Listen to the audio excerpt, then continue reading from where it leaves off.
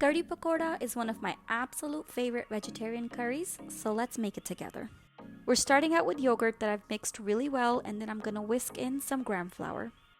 And you really want to take your time when you're mixing this because you want to make sure there are absolutely no lumps.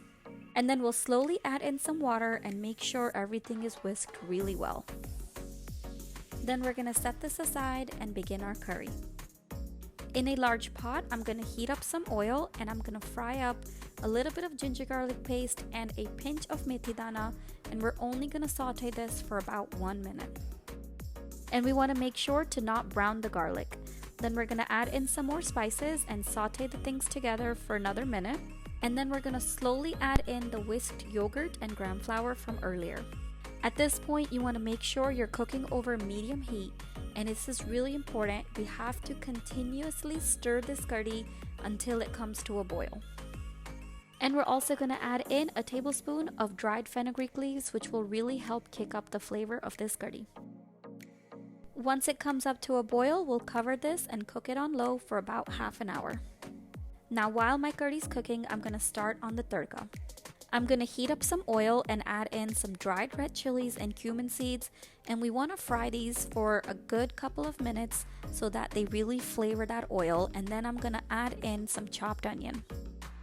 And we're only cooking this onion until it begins to soften, and then we're gonna add in the rest of our spices. And at this point, I'll also add in just a little bit of water so that our spices don't stick to the pan.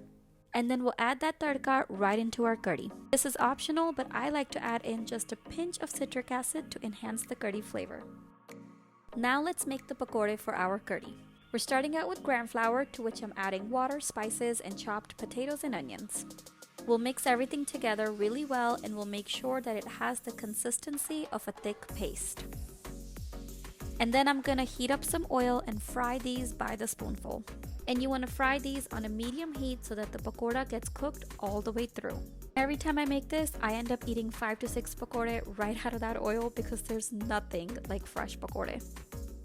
Then we'll add those pakora right into our curry, give it a good mix, and then we want to let this sit for a few minutes before we serve. And all you have to do now is garnish with some cilantro and enjoy. And as always, if you like this video, please like and follow for more.